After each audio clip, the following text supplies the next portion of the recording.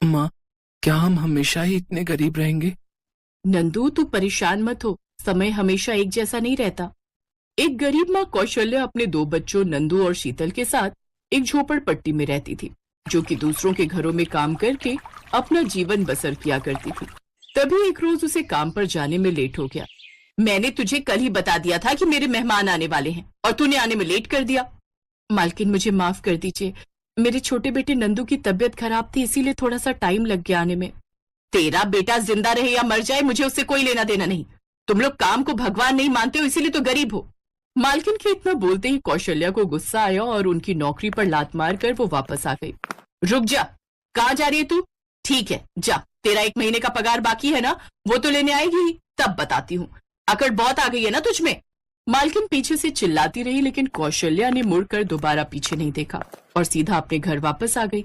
क्या हुआ माँ, आज आप जल्दी आ गई? कौशल्या ने अपने आंसुओं को पोंछते हुए कहा। हाँ बेटा, आज ज्यादा काम नहीं था इसलिए वापस आ गई, और वैसे भी वहां से मैंने काम छोड़ दिया है क्योंकि वो लोग ज्यादा पैसे नहीं देते थे। मैं कुछ ही दिनों में दूसरी जगह काम ढूंढ लूंगी। माँ, हमारे घर के बाहर से बहुत सारे बच्चे स्कूल जाते हुए दिखाई देते हैं। वो सब लोग आपस में यही बातें करते हैं कि पढ़ लिख कर पुलिस ऑफिसर बनेंगे। तो मेरा भी पुलिस ऑफिसर बनने का मन करता है। हमें आप पढ़ाती क्यों नहीं हो माँ? उसकी बड़ी बहन शीतल नंदू से थोड़ी बड़ी थी, इसीलिए उसने कहा, नंदू तुझे पता है ना हमारी माँ हमारे लिए कितनी मेहनत करती है। हम लोग किसी तरह जिंदा हैं, ये क्या कम है? तुम लोग चिंता मत करो, बहुत जल्द तुम लोगों की पढ़ाई लिखाई मैं शुरू कर दूंगी। उसके लिए चाहे मुझे कुछ भी क्यों न करना पड़े। कौशल्या ने नंदू को दवा खिलाई क्योंकि उसे थोड़ा बहुत बुखार था। उसके बाद खाना पीना बनाकर वो शाम को काम ढूंढने निकल गई। तुम तो वही हो ना जो हमारे पड़ोस वाले घर में काम किया करती थी? हाँ मालकिन, मैं वही हूँ। मैं तुम्हें काम पर नहीं रख सकती क्योंकि उन्होंने मना किया है। इस मोहल्ले में तुम्हें किसी घर में काम नहीं मिलेगा क्योंकि तुम्हारी पुरानी मालकिन ने सबको मना कर रखा है। कौशल्या ने कई दुकानों कई मकानों में काम ढूंढा पर उसे कहीं काम नहीं मिला। थक हार कर वो रात में घर वापस आ गई, बच्चों को खाना खिलाया और सुबह फिर से काम ढूंढने निकल गई। दीदी, हमारी माँ रोज रोज काम ढूंढने जाती हैं, पर लगता है उन्हें कहीं काम नहीं मिल रहा है। क्यों ना हम लोग भी काम ढूंढने चलें? अरे नहीं नंदू, अगर माँ को पता चला तो उन्हें बहुत दुख होगा। अरे माँ को कुछ नहीं पता चलेगा। माँ तो काम ढूंढने गई है और शाम तक ही वापस आएंगी। तब तक हम भी कहीं काम ढूंढने चलते हैं। लेकिन हमें काम कौन देगा नंदू? दीदी, हमारे घर के सामने हर सुबह जो बच्चे स्कूल जाते हैं उनमें से एक मेरा दोस्त बन गया है। उसका नाम है धीरज। मैंने उससे बात कर ली है। उसके स्कूल में हमें साफ सफाई का काम मिल सकता है। नंदू, तूने पहली बार कोई ढंग की बात कही। स्कूल में काम करने में कोई बुराई भी नहीं है, वहां पर छुप छुप कर हम लोग थोड़ी बहुत पढ़ाई लिखाई भी कर लिया करेंगे। तो इस तरह से माँ के बाहर जाने के बाद 10 साल का नंदू और 12 साल की शीतल काम ढूंढने के लिए धीरज के स्कूल पहुंच गए। जब तक वो लोग पहुंचे तब तक छुट्टी हो चुकी थी, इसीलिए धीरज उन्हें स्कूल के बाहर ही मिल गया। अरे नंदू, तू तो सच में आ गया। हाँ, तो क्या मैं मजाक कर रहा था? ये मेरी दीदी हैं शीतल। इन्हें भी यहीं पर काम करना है। ठीक है, मेरे साथ चलो। मैं स्कूल के मैनेजर से तुम लोगों की बात करवा देता हूँ। धीरज उन लोगों को लेकर स्कूल के मैनेजर के पास चला गया। अरे बच्चों, तुम लोगों की तो पढ़ने लिखने की उम्र है। इस उम्र में अगर मैंने तुम्हें काम दे दिया तो मैं फंस जाऊंगा। सर जी, हम लोग बहुत गरीब हैं। मेरे पिताजी नहीं रहे। मेरी माँ लोगों के घरों में काम करके हमें किसी तरह पालती थी, लेकिन उन्हें भी बहुत दिनों से काम नहीं मिल रहा। वो काम ढूंढने के लिए जब इधर उधर बाहर चली जाती हैं, तब हम लोगों ने भी सोचा कि हम लोग भी कहीं काम ढूंढ लेते हैं ताकि माँ की थोड़ी मदद कर सकें। नंदू और शीतल ने अपनी जिंदगी की सारी बातें उस मैनेजर को बता दी। मैनेजर बहुत अच्छे स्वभाव का था, इसीलिए उसे उन दोनों पर तरस आ गया। ठीक है, अगर तुम लोग इतनी जिद कर रहे हो तो मैं तुम दोनों को तुम्हारे ही लायक काम देता हूं। कम से कम इसी बहाने किसी गरीब की मदद हो जाएगी मेरे हाथों। शीतल, तुम्हारा काम इतना रहेगा कि सुबह 8 बजे घंटी बजानी है, फिर लंच 10:30 बजे होता है तो उस समय घंटी बजानी है, फिर 1:30 बजे छुट्टी होती है तो 1:30 बजे घंटी बजानी है। बस इतना ही काम करना है। इस काम के मैं तुम्हें हर महीने 3,000 रुपए दे दूंगा। और मुझे क्या करना होगा सर जी? बेटा, तुम छुट्टी होने के बाद हर क्लासरूम में अच्छे तरीके से सारी बेंचेस ठीक करके झाड़ू लगा दिया करना, और मैं तुम्हें भी 3,000 रुपए दे दूंगा। नंदू और शीतल उस दिन बहुत खुश हुए। उन लोगों ने मैनेजर साहब को धन्यवाद किया और वापस अपने घर आ गए। क्या बात है बच्चों, आज तुम दोनों बहुत खुश लग रहे हो। ऐसे ही हमेशा खुश रहा करो। हाँ माँ। वैसे माँ, आप कल कितने बजे काम पर जाओगे? आपको कहीं काम मिला या नहीं? हाँ, तुम लोग परेशान मत हो, मुझे काम मिल गया है। अब मुझे लोगों के घरों में काम नहीं करना पड़ेगा।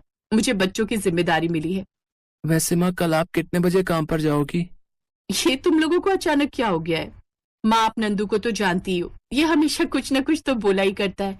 बस ऐसे ही पूछ रहा था। क्या बात है शीतल, हर बार तो तुम मेरी तरफदारी किया करती थी, आज अपने भाई की तरफदारी करने लगी। वैसे मैं सुबह 6 बजे ही काम पर निकल जाया करूंगी, क्योंकि बच्चों को तैयार करना पड़ेगा, फिर उन्हें स्कूल भेजना पड़ेगा, यही सब काम है। ठीक है माँ, अब हम लोग सो जाते हैं, क्योंकि आपको सुबह जल्दी उठना है।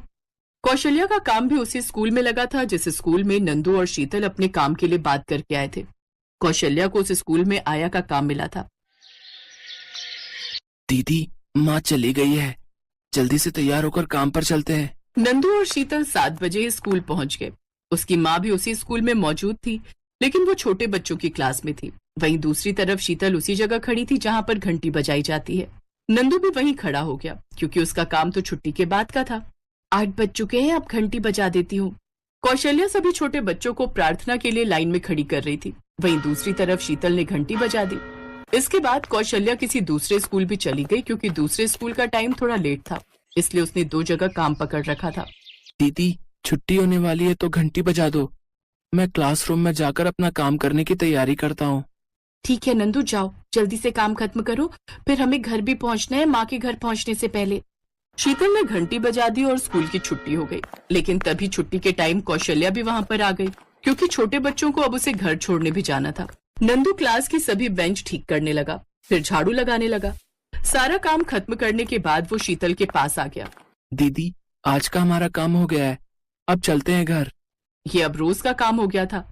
ना ही कौशल्या उस स्कूल में अपने बच्चों को देख पा रही थी, ना ही बच्चे कौशल्या को देख पा रहे थे। 1 महीने बाद नंदू और शीतल को सैलरी मिल गई।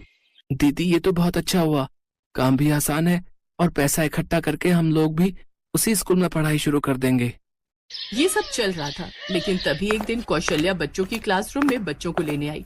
लेकिन वहीं पर उसने अपने बेटे के नंदू को देख लिया, जो कि झाड़ू लगा रहा था। नंदू, तुम यहाँ क्या कर रहे हो? नंदू भी अपनी माँ को देखकर हैरान हो गया। खैर, नंदू ने अब सारी बात अपनी माँ को बता दी। वो लोग मैनेजर के ऑफिस में गए। मैनेजर साहब, 18 साल से कम उम्र के बच्चों से काम कराने का नतीजा आप जानते हैं। बहन जी, आप इन दोनों बच्चों को नहीं जानती। ये दोनों बच्चे बहुत गरीब हैं। इनकी एक विधवा माँ है। इनकी कहानी सुनकर मुझे रोना आ गया। मैं इनसे कोई मेहनत वाला काम नहीं कराता हूँ, पैसे भी अच्छे देता हूँ। अगर आपको लगता है मैं गलत कर रहा हूँ तो जाइए पुलिस में रिपोर्ट कर दीजिए। मैनेजर साहब, ये दोनों मेरे ही बच्चे हैं। जिस विधवा माँ की ये बात कर रहे थे, वो विधवा माँ मैं ही हूँ। ये सुनकर मैनेजर हक्का बक्का रह गया। माँ, मैं आपको इतनी मेहनत करते हुए देखता हूँ, मुझे बहुत दुख होता है। मैं भी पढ़ाई करना चाहता हूँ, इसीलिए हमने काम ढूंढा। आपको तकलीफ ना हो इसलिए हमने आपको कुछ नहीं बताया। तुम लोगों की कहानी सुनकर मुझे अपना बचपन याद आ गया। मेरे भी माँ बाप नहीं थे। मैंने भी खुद काम करके पढ़ाई लिखाई की और मैनेजर बना। आज के बाद तुम दोनों भी इसी स्कूल में पढ़ाई करोगे और तुम दोनों की कोई फीस नहीं लगेगी। तुम दोनों मिलकर सिर्फ स्कूल की घंटी बजा दिया करना, वही हमारी फीस होगी। ये सुनकर कौशल्या का गुस्सा शांत हो गया। अब कौशल्या स्कूल में काम करती और उसके बच्चे उसी स्कूल में पढ़ाई करते। पढ़ लिख कर शीतल उसी स्कूल की प्रिंसिपल बन गई और नंदू बड़ा होकर एक बहुत ही होनहार पुलिस ऑफिसर बन गया। इस तरीके से अगर हम कभी अपनी जिंदगी में हार ना माने तो अंत में सब कुछ ठीक हो जाता है।